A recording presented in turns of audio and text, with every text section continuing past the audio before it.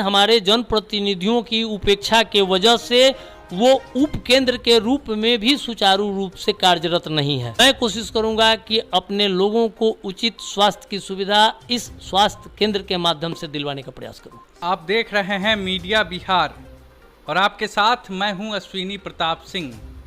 अभी हम लोग छपरा के नराव पंचायत में हैं और वहां के जाने माने डॉक्टर और मुखिया प्रत्याशी डॉक्टर सुभाष चंद्र सिंह जी हमारे साथ हैं।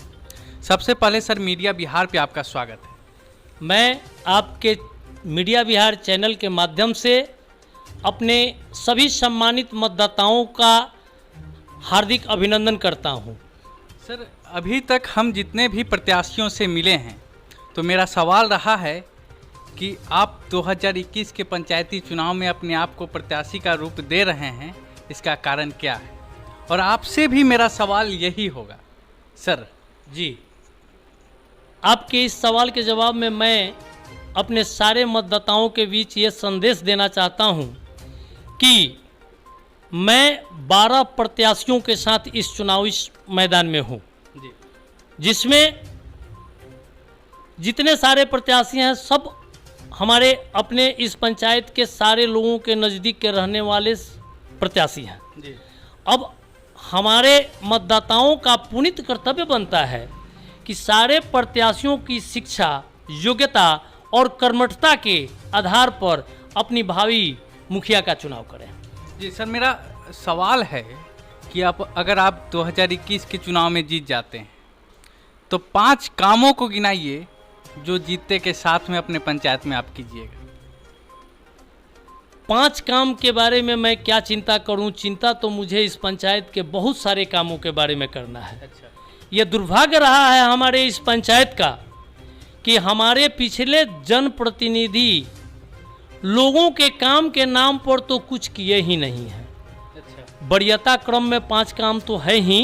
क्या क्या नहीं किए? जैसे पंचायत में होता है नल जल का काम हुआ है, आपके पंचायत में इंदिरा आवास का काम हुआ है, तो क्या जनता को लाभ नहीं मिला? बिल्कुल नहीं मिला। एक तो नल जल का कार्य बिल्कुल अधूरा है, कहीं टंकी नहीं लगा है, सीधे मोटर चला करके सुबह शाम में कभी पानी का सप्लाई करके एक औपचारिकता पूरा किया जा रहा है। बहुत सारे क्षेत्र ऐसे हैं जहां की पाइप डाला गया, लेकिन जो पाइप डालने की प्रक्रिया थी उसको ज़मीन के अंदर 2.5-3 फीट के नीचे डालना था, सिर्फ ऊपर से लोग पाइप डाल दिए। सारा पाइप टूट करके जो पानी, बहुमूल्य पानी लोगों के घर तक जाना चाहिए, वो रास्ते में ही निकल करके बह जा रहा है। इन सारी व्यवस्था को पुनः नए ढंग से सुव्यवस्थित करना है, जिससे कि ये हमारी जो महत्वाकांक्षी योजना है नल जल का, इसका सही सही लाभ लोगों को मिल सके। इसमें हम लोग काफ़ी पिछड़े हुए हैं, हमारे ये सच्चाई है। ये आपके क्या अपने फंड से कीजिएगा इस? जी नहीं, इसको अपने फंड से नहीं करना है। इसको करने के लिए पुनः सरकार के पास जाना पड़ेगा, अपने पदाधिकारियों से मिलना पड़ेगा और नई व्यवस्था लेना पड़ेगा कि या तो पिछले प्रतिनिधि हैं उनसे रिकवरी लिया जाए या नई फंड आवंटित किया जाए, जिससे कि ये सरकार का महत्वाकांक्षी योजना नल जल का जमीन पर सही रूप से धरातल पर आ जाए। सर सवाल पे आते हैं, 5 कामों को गिनाइए सर। 5 काम में सबसे प्रथम काम तो ये है कि हमारे पंचायत में 15 वार्ड हैं, जिसमें कुछ वार्ड के हमारे निवासी ऐसे हैं जो कि पिछले 5 माह से कीचड़ के रास्ते मुख्य मार्ग तक आ रहे हैं।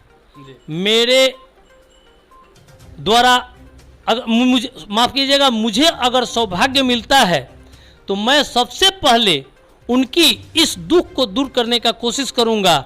और जिस क्षेत्र में जल निकासी का उचित व्यवस्था नहीं है, जिसके वजह से कीचड़ के रास्ते से उन लोगों को सड़क मुख्य मार्ग तक आना पड़ता है, मैं कोशिश करूंगा कि नाला और गली का उचित प्रबंध हो जाए, जिससे कि कम से कम इस दुर्गति से उन लोगों को बाहर कर सर मैं आ रहा था तो मैं इसका भुक्तभोगी हूँ जी।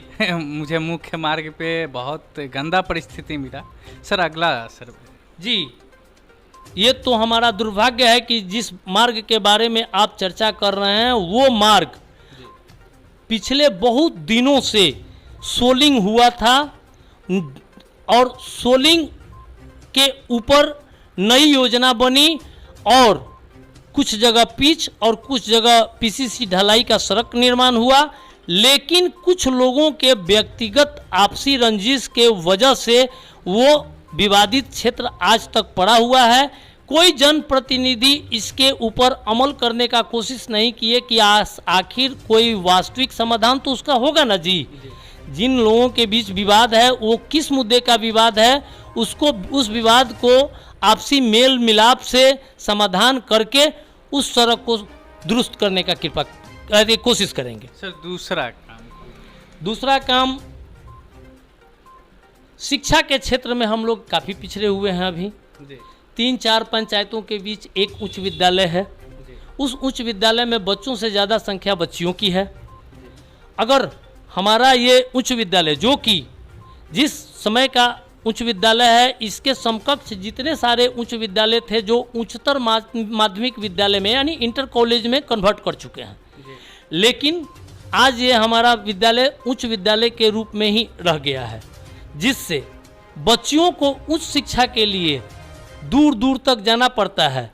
और बहुत सारे बच्चे और बच्चियाँ ऐसी हैं कि जो उच्च शिक्षा हेतु आगे नहीं जा सकते हैं, उनका शिक्षा यहीं तक समाप्त हो जा रहा है। अगर ये हमारा स्कूल उच्च विद्यालय से उच्चतर माध्यमिक विद्यालय के रूप में कन्वर्ट कर जाएगा तो बच्चों को इंटर तक की शिक्षा की सुविधा हो जाएगी। मैं पूरी कोशिश करूंगा कि किसी भी स्थिति में अपने इस उच्च विद्यालय को उच्चतर माध्यमिक विद्यालय यानी इंटर कॉलेज के तरफ ले जाऊं।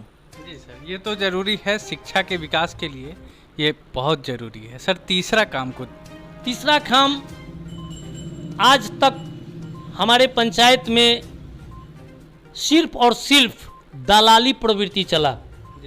कौन दलाल है? न जाने हमारे जनप्रतिनिधि दलाल रखे हुए हैं या वो दलाल अपने आप पुनर्जीवित हो गए हैं। लोगों के बीच जाते हैं, लोगों को बरगलाते हैं, इंदिरा आवास आपको दिलवा देंगे, आप हमें इतना पैसा दीजिए, आपका राशन बनवा देंगे, आप मुझे इतना पैसा दीजिए। क्षेत्र में जब हम भ्रमण कर रहे हैं, अपने मतदाताओं के बीच जा रहे हैं, तो बहुत जगह से हमको मिल रहा है कि फलाने ने हमसे 1000 रुपया सिर्फ राशन कार्ड के लिया और आज तक मेरा राशन कार्ड नहीं बना। फलाना व्यक्ति ने इंदिरा आवास के लिए मुझसे इतना रुपया लिया और आज तक मुझे इंदिरा आवास नहीं मिला। ये सारी व्यवस्था जो कि पंचायती राज व्यवस्था में ग्रामीण विकास मंत्रालय की तरफ से सरकार की महत्वाकांक्षी योजना है, मुफ्त में मिलना चाहिए, फ्री में मिलना चाहिए, उसमें इस तरह के प्रवृत्ति के लोग लगे हुए हैं। मैं अगर मुखिया बनता हूं तो सर्वप्रथम अपने मतदाताओं को, अपने ग्रामीण वासियों को इस प्रवृत्ति के लोगों से दूर करने का प्रयास करूंगा। सीधी बात रखने के लिए अपने पास आने के लिए निवेदन करूंगा कि आप बीच के किसी लोगों के बीच मत जाएं। चौथा काम ये है कि हम लोग गंगा नदी के जल स्तर के क्षेत्र में हैं। हमारी कृषि प्रधान क्षेत्र है, हमारा ग्रामीण क्षेत्र है, कृषि प्रधान क्षेत्र है। सिंचाई की उचित व्यवस्था न होने के वजह से, जहाँ की हम लोग यहाँ से, हमारे घर से सामने 3 किलोमीटर उत्तर में बहुत बड़ा कृषि क्षेत्र भूमि है जो कि सिर्फ साल में एक फसलीय है। अगर उचित जल निकासी की व्यवस्था कर दी जाए, बरसाती पानी का संचय करके और उसको उचित माध्यम दिया जाए, तो हो सकता है कि 2 फसली भी हो सकता है।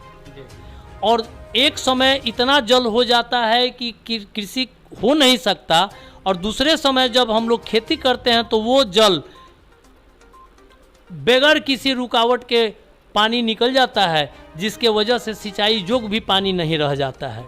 मेरी कोशिश होगी कि नहर में इस तरह का व्यवस्था किया जाए कि पानी को संचित करके रखा जाए, जिससे कि किसान भाई हमारे उस पानी से अपने सिंचाई का व्यवस्था कर सके, अपने फसल को आबाद कर सके। सर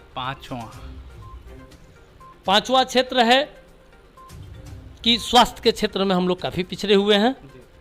आज़ादी के बाद हमारा सौभाग्य था कि बहुत कम जगहों पे स्वास्थ्य केंद्र स्थापित हुआ, जिसमें स्वास्थ्य उपकेंद्र हमारे नड़ाँव में भी स्थापित हुआ।